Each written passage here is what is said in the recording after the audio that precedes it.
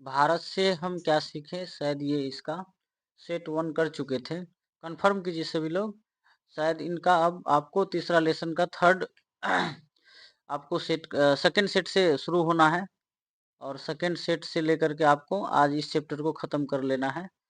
सभी लोगों को ये करवा दिया गया था और आप लोगों को इसका प्रैक्टिस सेट नहीं भेजा गया, इसके लिए हमें समय नहीं मिल पाया।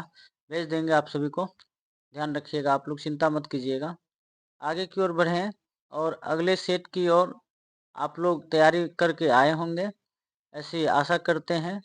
और आप लोग समय रहते, यानी कि इसमें जो समय का एक पाबंदी लगा हुआ है, इससे पहले उत्तर देने का प्रयास करेंगे। ठीक है, सभी बच्चे लोग जुड़ जाइए और आपको तीसरा लेसन का आज सेट दूसरा से शुरू होना है। सभी लोग ध्यान देते चलिएगा। और आप सभी लोग आज 4 के ही संख्या में हैं और बच्चे लोग कहाँ गए? तो चलिए अगले प्रश्न की ओर बढ़ें। उससे पहले मैं आप सभी को बता दूं, द बिहार एकेडमी में आपका स्वागत है और आप इस चैनल को सब्सक्राइब करके रख लीजिएगा, क्योंकि आगामी दिनों में आपको व्याकरण की बेहतर कक्षाएं मिलने वाली हैं। ठीक है, चाहे आप 11th में हो, 12th में हो या पोस्ट ग्रेजुएशन में, जिस भी लेवल के छात्र हों, वह आपको कंपटीशन लेवल की एकदम व्याकरण का थ्योरी करवाया जाएगा, एकदम फ्री ऑफ कॉस्ट। कोई इसमें पैसे की पाबंदियां नहीं रहेगी। और उसके बाद आज इस सेट को आगे बढ़ाते हुए आगे की ओर बढ़े तो देख लीजिए, कहता है भारत की धरती पर स्वर्ग की छटा निखर रही है, यह विचार किसका है? वारेन हेस्टिंग का, मैक्स मुलर का, विलियम जोन्स का, प्लेटो का, किसका है? सभी लोग बताइए और इसमें से उपयुक्त आंसर देने का प्रयास कीजिए। ये मैक्स मुलर का है और भारत से हम क्या सीखे, यह चैप्टर ही ये मैक्स मुलर का है। ठीक है, और इस प्रकार ये बोल रहे हैं इस अध्याय के माध्यम से। इस अध्याय में मैक्स मुलर जी ने अपना वक्तव्य क्या कहिए उसमें विचार प्रकट किए हैं। भारत की धरती पर स्वर्ग की छटा निखर रही है, यह विचार जो है मैक्स मुलर का है। ठीक है, आगे की ओर बढ़िए। मैक्स मुलर के अनुसार जो लोग केवल भारत के शहरों कलकत्ता को देखकर ही भारत का निर्णय कर लेते हैं, वे क्या करते हैं? सही करते हैं, बहुत बुद्धिमान है, भारत के साथ अन्याय करते हैं, सच्चे भारत को नहीं जान पाते। और अगला डी ऑप्शन है, आपको अपना समय बचाते हैं। बताइए क्या होगा उपयुक्त आंसर? और आपको इस प्रकार से उत्तर निकल के आ रहा है, भारत के साथ अन्याय करते हैं, सच्चे भारत को सही नहीं मतलब रूप से नहीं जान पाता है वो, यानी कि ऑप्शन सी नंबर। अगले प्रश्न की ओर बढ़िए तो कहता है वनस्पति जगत में विचरने के लिए भारत एक फुलवारी है, यह किसके लिए कहा गया है? बताइए। पर्यटकों के लिए, ये हकर्स, और जैसे वनस्पति वैज्ञानिकों के लिए, बच्चों के लिए, किसानों के लिए। और इसका उपयुक्त आंसर में से आपको भी ऑप्शन आ रहा है, वनस्पति जगत में विचरने के लिए यानी कि विचरण करने के लिए भारत एक फुलवारी है। यह किसके लिए? यह वनस्पति वैज्ञानिकों के लिए कहा गया है। जैसे वनस्पति वैज्ञानिकों में आपको ये क्या है, हकर्स है, इसके लिए कहा गया। अगले आप प्रश्न की ओर देखें तो अगले प्रश्न में, यदि आपकी अभिरुचि कहता है नवंश विद्या, इटो कहता है इथोनोलॉजी में है, तो भारत आपको क्या सिखा सकता है? केवल द्रविड़ जाति के बारे में, और द्रविड़ जाति जैसे ही कहते हैं तो ये दक्षिण भारत से आपको संबंध रखता है। और बी नंबर में आपको केवल मुगलों के बारे में, आर्यों, द्रविड़ों और कहता मुंडाओं आदि की अनेक ये जातियों का संगम, कुछ नहीं। तो आपको ये कहता है आर्य मतलब क्या? दक्षिण भारत नहीं, उत्तर भारत। द्रविड़ मतलब क्या? दक्षिण भारत। ठीक है, तो उत्तर भारत और दक्षिण भारत और मुंडाओं आदि की अनेक जातियों का संगम है ये। ठीक है, यदि आपकी अभिरुचि नवन ये विद्या में है तो भारत आपको यह उत्तर भारत की जातियां और दक्षिण भारत की जातियां की संस्कृतियां आपको बहुत कुछ सिखा सकती है। अगले प्रश्न की ओर बढ़िए और अगले प्रश्न में आपको पुरातत्व प्रेमी के लिए भारत में क्या किसका महत्व है? नए भवनों का, जनरल कनिंघम की रिपोर्ट और प्राचीन अवशेषों का, संसद भवन का, सड़कों का। बताइए क्या ऑप्शन होगा इसका? सभी लोग उत्तर देते हुए चलिए। और आप लोग अधिक से अधिक संख्या में जुड़ने का प्रयास कीजिए। कल की कक्षाएं हमने स्थगित की थी, कारण था। बहुत बच्चे प्रॉब्लम बता रहे थे कि आज कक्षाएं नहीं ले पाएंगे। देखिए, प्रॉब्लम का कोई अंत नहीं है। आप जिंदगी जी रहे हैं, जीवन अपने जीवन को आगे बढ़ा रहे हैं, तो जीवन ही है दुख और सुख के साथ चलता है। ठीक है, इसलिए किसी भी प्रकार से आप अपने आप को रोकने का प्रयास न करें और कक्षाएं नित प्रतिदिन चलनी चाहिए। और इससे आपको एक रूटीन बनेगा, जिससे आपको हैबिट्स हो जाएगा, जिस कारण से आप उस रूटीन में बंध जाएंगे, तो आपको किसी प्रकार से परेशानियां नहीं उठानी पड़ेगी। तो चलिए, इसका उत्तर आपको बी ऑप्शन निकल के आ रहा है। अगले प्रश्न की ओर बढ़िए। कहता प्राच्य, कहता ओरिएंटल दुनिया का अर्थ क्या है? पश्चिमी दुनिया, उत्तरी दुनिया, पूर्वी दुनिया, एशियाई यानी कि भारत आदि, दक्षिणी दुनिया। बताइए इसका ऑप्शन क्या होगा?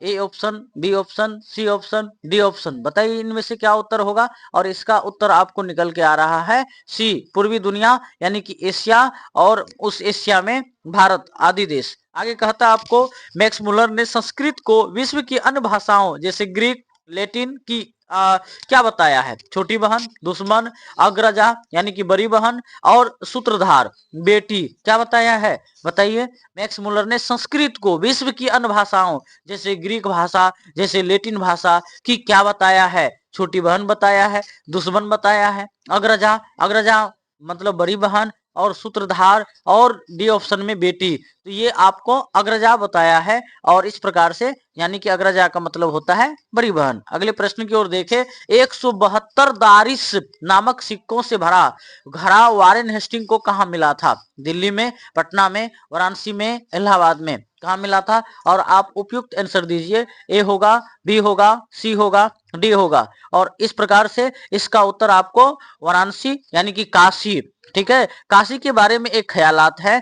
कबीरदास के बारे में आप सुने होंगे, और कबीरदास बहुत ही क्या कहे तुक्ष्ण प्रकार के, समाज में ऐसे लोगों को बातें चुभ जाता था, क्योंकि इनके बातों में एकदम सी सत्यता होती थी। ये आंखों देखा हाल बातों पर अनुभव करते थे, विश्वास करते थे। तो वह क्या कहिए, एक प्रकार से मान्यताएं ऐसी आ रही है कि काशी में जो मरता है तो वह कहता है कि स्वर्ग में उसका निवास होता है, और कहता है काशी के बगल में ही मगहर है, वहां जिसका मौत होता है, मृत्यु होता है, जो मृत्यु शैया पे लेटता है, वहां पे कहते मरने वालों का ये भगवान के घर में नहीं, उसका नरक में वास होता है।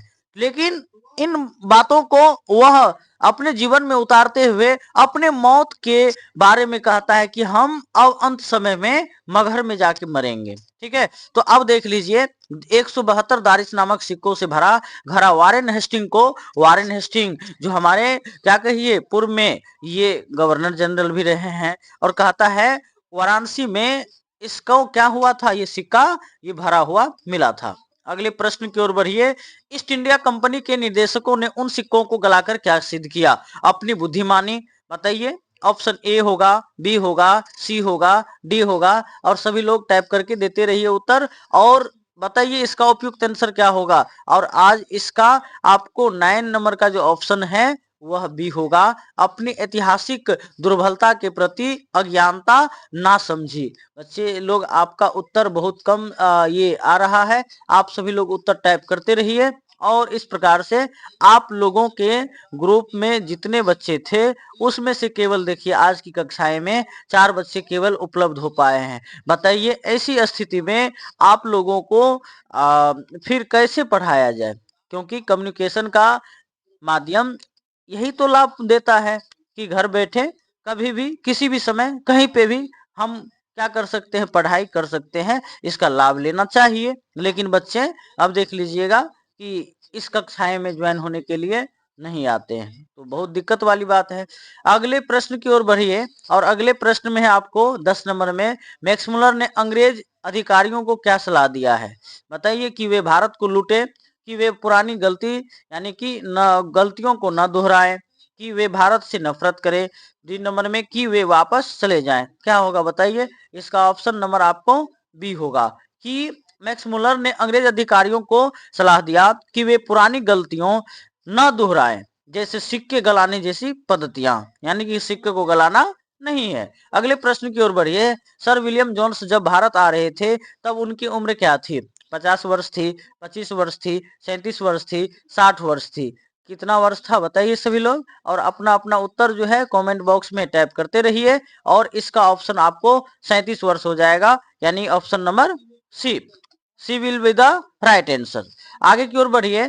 मैक्स मुलर ने सर विलियम जोन्स की तुलना किससे की है? एक थके हुए यात्री से, एक व्यापारी से, एक ऐसे स्वप्नदर्शी से जो भारत को ज्ञान भूमि मानता था, एक सैनिक से। तो देख लीजिए, आपको ऑप्शन नंबर सी जा रहा है। एक ऐसे स्वप्नदर्शी जो भारत के प्रति सपना देखता है, भारत को ज्ञान भूमि मानता है, और इसका ऑप्शन आपको सी नंबर हो जाएगा। अगले प्रश्न की ओर बढ़िए। मैक्स मुलर ने सर विलियम जोन्स की, हाँ, नहीं, देवत्व विज्ञान के क्षेत्र में भारत ने क्या योगदान दिया है? उसने ये क्या कही, यूनानी कथाओं की नकलें की। कहता है बी नंबर में उसने विज्ञान का विरोध किया। हाँ, सी नंबर में उसने मिथकों के मूल उद्गम को समझने में मदद की। ठीक है, उसने कोई योगदान नहीं दिया। मतलब देवत्व विज्ञान जो है के क्षेत्र में भारत कहता है मिथ्या, झूठ के मूल उद्गम को समझने में मदद किया। ठीक है, आगे देखिए। कहता आपको अग्नि और इग्निस, ठीक है, जो लेटिन का संबंध क्या बताता है? कि वे भारत ने लेटिन से नकल की, कि भारत और यूरोप के पूर्वज कभी एक साथ रहे होंगे, आर्य परिवार। ठीक है, आर्य संस्कृति, शायद यही ऑप्शन आपको सही है, और आपका उत्तर ये कंप्यूटर भी दे रहा है B number. B B option will be the right answer. आगे की ओर बढ़िए और अगले प्रश्न में देखें। मैक्स मुलर के अनुसार विधि शास्त्र के विद्यार्थी के लिए भारत में क्या है? केवल अंग्रेजों का कानून, कुछ नहीं, मन की विधियां, और कहता है याज्ञवल्क्य आदि, केवल मुगलों का कानून। तो ये आपको मन की विधियां, ठीक है, याज्ञवल्क्य है, ये आदि आपको ऑप्शन सही है, और option C will be the right answer. अगले प्रश्न की ओर देखें। कहता नीति कथाओं का सबसे बड़ा भंडार कहाँ है? यूनान में, भारत यानी कि पूर्व में, रोम में, अमेरिका में, कहाँ होगा? बताइए सभी लोग, और उत्तर टाइप करते रहिए। और मशीन के उत्तर देने से पहले आप लोग, कंप्यूटर के उत्तर देने से पहले आप लोग उत्तर देने का प्रयास कीजिए। कहता है कि नीति कथाओं का सबसे बड़ा भंडार भारत के पूर्व में है। अगली प्रश्न की ओर चलें। उस प्रश्न में आपको कह रहा है कि शेर की खाल में गधा वाली कहावत सबसे पहले किस देश में मिलती है? ग्रीस में, रोम में, भारत में, मिस्र में? बताइए कहां होगा इसका उत्तर। और आपका यह उत्तर कंप्यूटर महोदय जी ये C will be the right answer बता रहे हैं। ठीक है, अगले प्रश्न की ओर बढ़िए। आपको 18 नंबर में बौद्ध धर्म का जन्म कहाँ हुआ? चीन में, भारत में, जापान में, श्रीलंका में, कहाँ होगा? और आप ये कंप्यूटर महोदय के उत्तर देने से पहले आप अपना अपना उत्तर अपने कमेंट बॉक्स में देते चलिए, टाइप करते चलिए, और इससे आपको एक प्रकार से नई एनर्जी जगेगी। ठीक है, यदि पढ़ाई नहीं किए होंगे तो फिर इसका कोई लाभ होने वाला नहीं है। ठीक है, और इस प्रकार से आपको इसका उत्तर निकाल के दे रहे हैं कंप्यूटर महोदय बी ऑप्शन, यानी कि बौद्ध धर्म का जन्म स्थान जो है ये भारत है। अगले प्रश्न की ओर बढ़िए। बौद्ध धर्म के द्वारा भारत का संबंध किन देशों से जुड़ा हुआ है? केवल यूरोप से, केवल अमेरिका से, चीन, तिब्बत, श्रीलंका आदि से, केवल अरब से? तो क्या होगा? और आप कंप्यूटर महोदय के उत्तर देने से पहले अपने अपने उत्तर को कमेंट बॉक्स में टाइप कर दीजिए। और इस प्रकार से कंप्यूटर महोदय ये ऑप्शन दे रहे हैं सी, यानी कि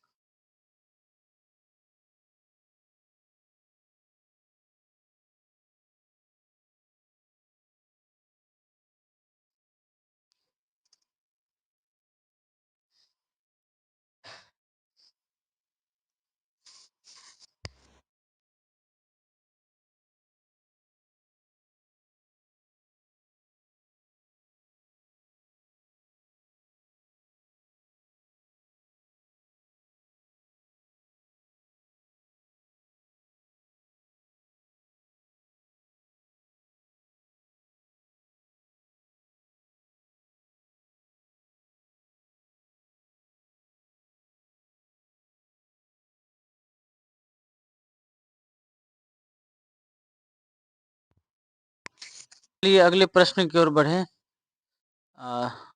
नेट स्लो हो गया था।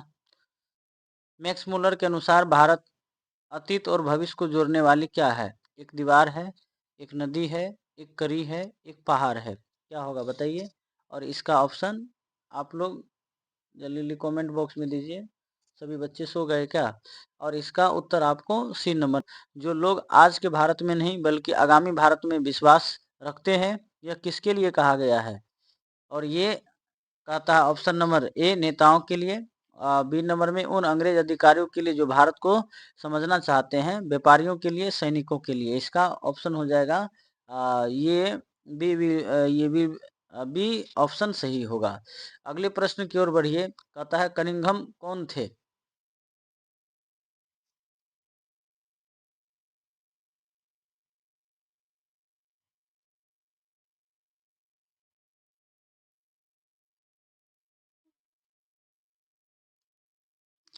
कनिंघम जो है कहता है आपको भारतीय पुरातत्व सर्वेक्षण के महानिदेशक थे। ठीक है। अगले प्रश्न की ओर बढ़िए। कहता है मैक्स मुलर ने अपने भाषण में किस बात पर जोर दिया है? कि अंग्रेज भारत को लूटें, कि अंग्रेज भारत छोड़ दें, कि अंग्रेज भारत के प्रति आदर और जिज्ञासा का भाव रखें, कि भारत को ईसाई बनाया जाए।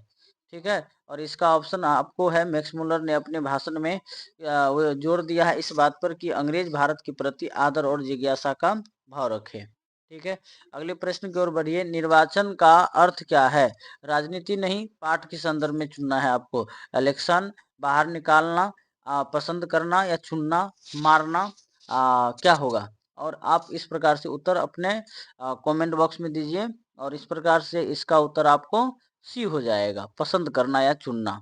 अगले प्रश्न की ओर बढ़िए। कहता है शाहनामा किसके द्वारा रचित है? अमीर खुसरो के द्वारा, ये फिर दोषी के द्वारा, कालिदास के द्वारा, शेक्सपियर के द्वारा। किसके द्वारा होगा बताइए। और इस प्रकार से इसका उत्तर हो जाएगा आपको क्या होगा बताइए सभी लोग आप।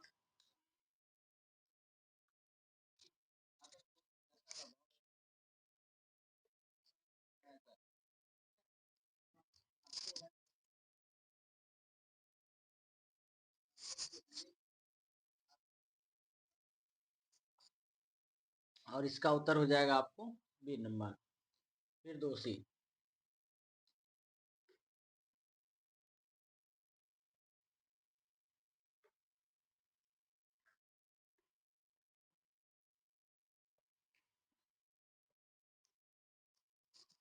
अगले प्रश्न की ओर चले।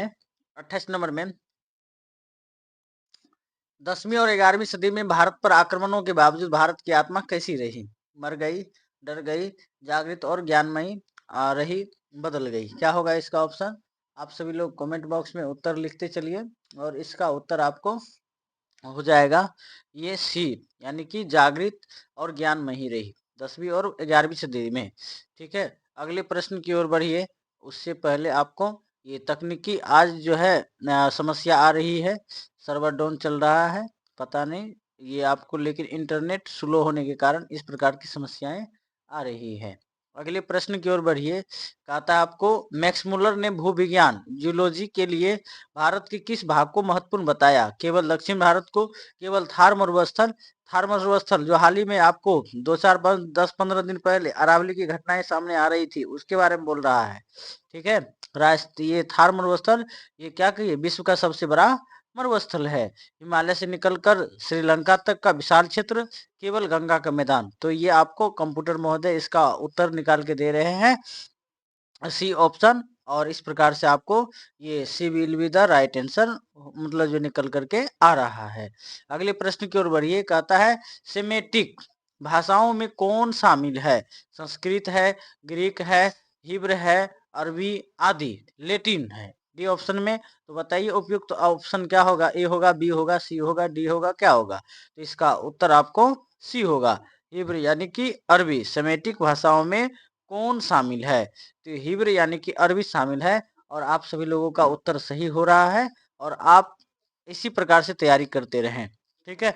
और अगले ऑप्शन की ओर बढ़िए। भाषा विज्ञान के द्वारा हमने अब तक जो निष्कर्ष निकाले हैं वे अंतिम हैं, संस्कृत के बिना अधूरे हैं, गलत हैं, बेकार है। और इस प्रकार से आप इसमें से उत्तर बताइए क्या होगा। Option A, B, C, D क्या होगा। तो इस प्रकार से इसका उत्तर आपको बी ऑप्शन जा रहा है। संस्कृत के विवरण अधूरे। भाषा विज्ञान द्वारा हमने अब तक जो निष्कर्ष निकाले हैं, यानी कि संस्कृत के बिना वह अधूरे हैं। ठीक है, अगले प्रश्न की ओर बढ़िए।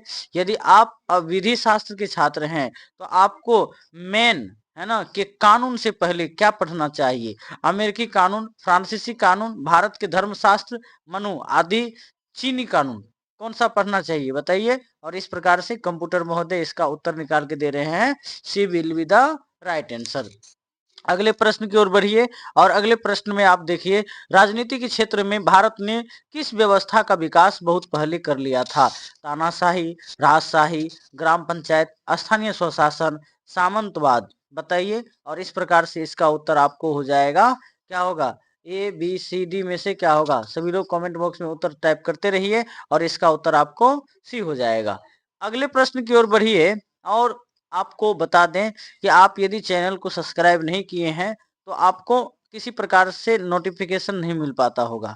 तो इस प्रकार से आप चैनल को सब्सक्राइब कर लीजिए और एक बार लाइक बटन को इम्प्रेस कर दीजिएगा। ठीक है, अगले प्रश्न की ओर देखिए। तो कहता है आपको मैक्स मुलर के भाषण का मुख्य स्वर क्या है। भारत की आलोचना, इंग्लैंड की प्रशंसा, भारत प्रशंसा और प्राच्य, कहता है विद्या का महत्व। यानी कि आपको कहता है, ये उत्तर आपको कंप्यूटर महोदय निकाल के दे रहे हैं, C will be the right answer. अगले प्रश्न की ओर बढ़िए। कहता आपको अप्रांता यानी कि पश्चिम के लोगों को प्राच्य पूरब से क्या सीखने को मिला।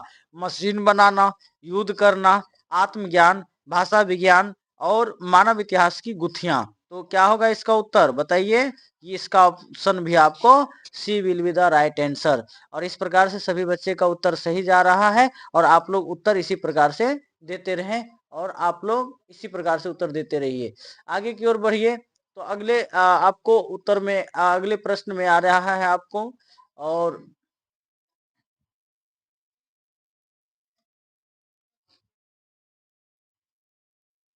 और इस प्रकार से आप देखिए, इसका कहता है आपको 36 में प्रश्न जो है, मैक्स मुलर ने भारत को कैसी प्रयोगशाला बताया है।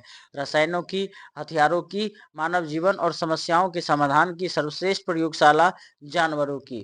तो बताइए इसका उत्तर क्या होगा। सभी लोग टाइप करते रहिए और बताते रहिए। और इस प्रकार से 36 का उत्तर कंप्यूटर महोदय दे रहे हैं, C will be the right option, यानी कि करेक्ट आंसर आपको ऑप्शन नंबर सी। अगले प्रश्न की ओर चलिए। भारत की समस्याओं का समाधान किसमें नहीं है। प्राचीन ज्ञान में, शिक्षा में, नकल में, यूरोपीय नकल में, संस्कृति में। और इस प्रकार से कंप्यूटर महोदय को उत्तर देने से पहले आप सभी लोग अपने अपने उत्तर को कमेंट बॉक्स में टाइप करते रहिए और इसी तत्परता और लग्न के साथ आप लोग अपनी अपनी तैयारी को बढ़ाते रहिए। और इस प्रकार से कंप्यूटर महोदय इसका उत्तर निकाल के सी दे रहे हैं, C will be the right answer. Next प्रश्न की ओर बढ़े। शिक्षण और दीक्षण में क्या अंतर है, पाठ के भाव के अनुसार बताइए। कहता है ए ऑप्शन में शिक्षण जानकारी देना है, दक्षिण सरकार और दृष्टि देना है। ठीक है, और कहता है आपको बी ऑप्शन में दोनों एक हैं। सी में कह रहा है शिक्षण बेकार है और डी में कह रहा है ये दीक्षण बेकार है। यानी कि आपको शिक्षण और दीक्षण में कहता है क्या अंतर है। तो शिक्षण जानकारी देना है और दीक्षण संस्कार और दृष्टि देना है। ठीक है, और उसके बाद चलिए अगले प्रश्न की ओर। भारत के ग्राम पंचायतों को मैक्स मुलर ने क्या माना था। अत्यंत सरल, बेकार, प्राचीनतम स्थानीय शासन प्रणाली, अव्यवस्थित। क्या होगा इसका ऑप्शन। और आप सभी लोग अपने अपने उत्तर को कमेंट बॉक्स में टाइप करते रहिए और इसका कंप्यूटर महोदय उत्तर निकाल के दे रहे हैं, C will be the right answer. अगले प्रश्न की ओर बढ़िए। कहता आपको मैक्स मुलर के अनुसार जीवन में एक बार भारत की यात्रा करने वाला व्यक्ति अपने आप को कैसा महसूस करता है। थका हुआ, गरीब, गौरवान्वित और ज्ञान से परिपूर्ण, निराश। क्या होगा। और आप बताइए कंप्यूटर महोदय को उत्तर देने से पहले अपने अपने उत्तर को कमेंट बॉक्स में टाइप करते रहिए और इस प्रकार से कंप्यूटर महोदय उत्तर देकर ये निकाल रहे हैं, ये C will be the right option. Max Muller के अनुसार जीवन में एक बार भारत की यात्रा करने वाला व्यक्ति अपने आप को गौरवान्वित और ज्ञान से परिपूर्ण महसूस करता है। अगले प्रश्न की ओर बढ़िए।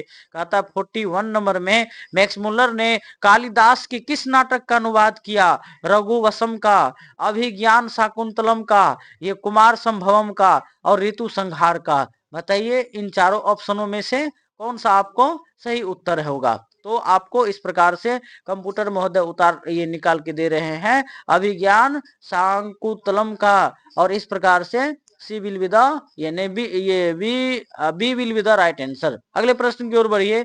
कहता है आपको मैं तो उस भारत की बात कर रहा हूं जो आज भी है, शहरों में, गांवों में बसता है, महलों में है, किताबों में है, कहाँ है? और इस प्रकार से चारों ऑप्शनों में से आप लोग अपने अपने उत्तर को टाइप करके बताइए और कंप्यूटर महोदय उत्तर निकाल के दे रहे हैं।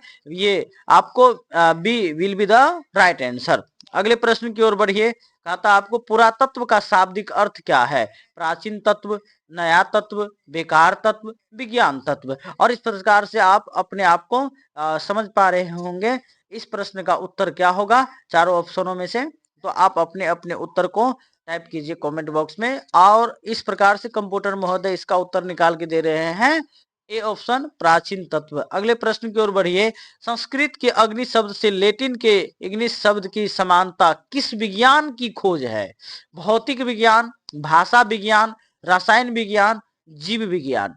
संस्कृत के अग्नि शब्द से लैटिन के इग्निस शब्द की समानता किस विज्ञान की खोज है? भाषा विज्ञान की खोज है।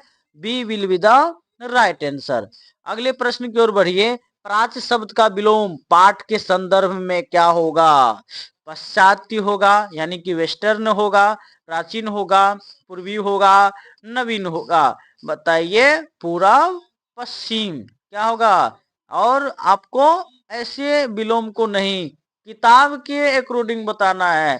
पाश्चात्य होगा, प्राच्य का पाश्चात्य होगा। ठीक है, अगले प्रश्न की ओर बढ़िए। भारत की